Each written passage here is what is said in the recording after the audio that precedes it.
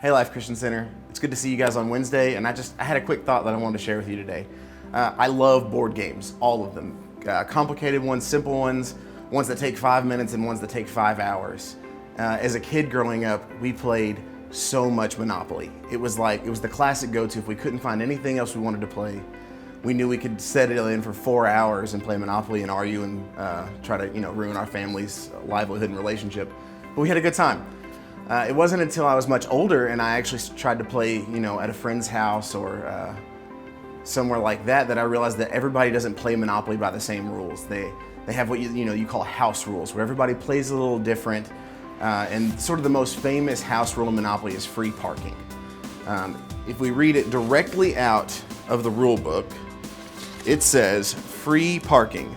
A player landing on this place does not receive any money, property, or reward of any kind. This is just a free resting place.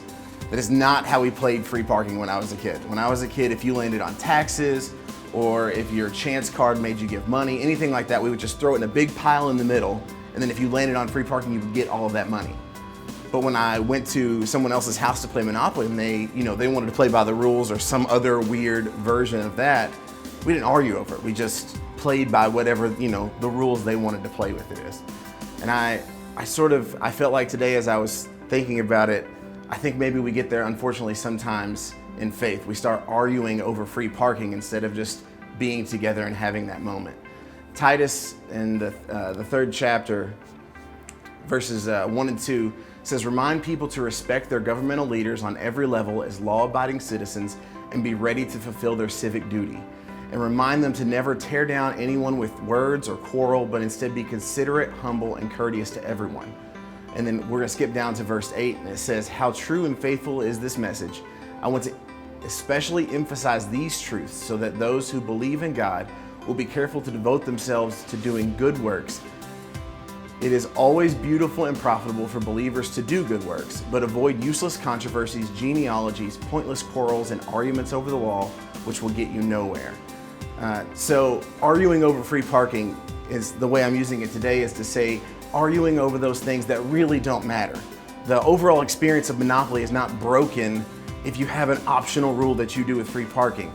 And there are things like that we talk about in the church that are just things that we get hung up on, and they're much more important conversations. So free parking could be, do you like hymns or modern worship a little bit better? When you sing How He Loves, do you say sloppy wet or unforeseen? When you read your Bible, do you like the King James or the ESV? That new guy that just walked in that wants to play guitar on the stage, are his tattoos really that big of a deal?